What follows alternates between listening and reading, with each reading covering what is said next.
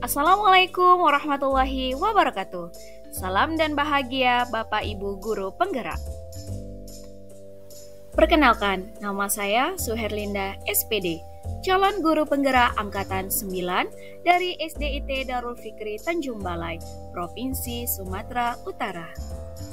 Video kali ini saya akan menyampaikan tentang modul 11 koneksi antar materi, kesimpulan dan refleksi pemikiran Ki Hajar Dewantara. Dasar-dasar pendidikan Ki Hajar Dewantara terdiri dari semboyan pendidikan yang berisi pertama, Ingarso Sung Tulodo, artinya di depan menjadi teladan. 2. Ing Madia Mangun Karso, artinya di tengah memberikan semangat. 3. Ing Madia Mangun Karsa, artinya di belakang memberikan dorongan. Adapun tujuan pendidikan yaitu menuntun. Maksudnya, menuntun segala kekuatan kodrat yang ada pada anak-anak itu agar mereka sebagai manusia dan anggota masyarakat dapat mencapai keselamatan dan kebahagiaan yang setinggi-tingginya. Penjelasan berikutnya menghamba pada anak. Proses pembelajaran yang mencerminkan pemikiran Ki Hajar Dewantara di mana belajar mengajar adalah bagian dari pendidikan. Ki Hajar menekankan bahwa pembelajaran berpusat pada siswa. Dengan memberikan penghormatan sepenuhnya pada siswa, menghamba pada siswa, di mana artinya adalah segala bentuk tuntunan ditunjukkan untuk pemenuhan kebutuhan siswa agar proses pembelajaran dapat berjalan efektif dan efisien dan ditunaikan dengan seikhlas-ikhlasnya. Tugas guru seperti petani. Bibit diibaratkan adalah murid, sedangkan gurunya adalah petaninya. Agar bibit dapat berkembang dengan baik, maka petani harus merawatnya dengan memberikan pupuk dan mencegah segala musuh atau hama yang dapat mengganggu untuk tumbuh kembangnya. Penjelasan berikutnya tentang dasar-dasar pendidikan Ki Hajar Dewantara, yaitu kodrat anak bermain. Pendidik harus memahami bahwa kodrat anak adalah bermain, sehingga pembelajaran bisa diintegrasikan dengan bermain sambil belajar atau belajar sambil bermain. Budi pekerti. Budi pekerti adalah upaya untuk membentuk perilaku peserta didik yang tercermin dalam kata, perbuatan, sikap, pikiran, perasaan, kerja, dan hasil karya berdasarkan nilai, norma, dan moral luhur bangsa Indonesia melalui kegiatan bimbingan, pengajaran, dan latihan. Apa itu bukan tabula rasa? Anak yang lahir itu diumpamakan sehelai kertas yang sudah ditulisi penuh, tapi semua tulisan itu masih buram. Pendidikan berkewajiban dan berkuasa menebalkan segala tulisan yang buram dan berisi yang baik agar kelak nampak sebagai budi pekerti yang baik. Segala tulisan yang mengandung arti jahat hendaknya dibiarkan agar jangan tebal, bahkan jika bisa lebih buram. Kita masuk di refleksi. Pertanyaan pertama. Apa yang Anda percaya tentang murid dan pembelajaran di kelas sebelum Anda mempelajari modul 11?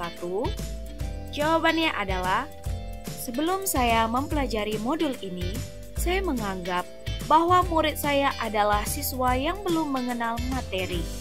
Sebelum saya menjelaskan atau menerangkan materi ajar dalam pembelajaran yang saya sampaikan, saya melakukan pembelajaran hanya mentransfer ilmu, dan penilaian yang saya lakukan hanya dari segi kognitif. Apabila siswa nilainya di atas KKM, berarti sudah memenuhi ketuntasan. Siswa saya hanya menghafal materi saja.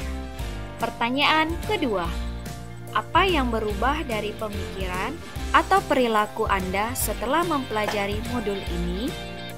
Jawabannya adalah, setelah saya mempelajari pemikiran Ki Hajar Dewantara dari modul 11 ini, saya menyadari bahwa selama ini pembelajaran yang saya lakukan kurang tepat.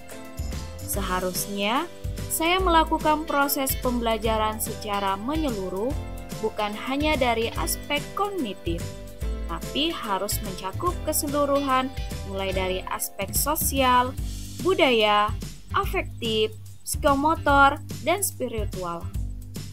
Murid bukan sebagai objek, tapi subjek pembelajaran yang artinya bebas berekspresi dan bebas berpendapat.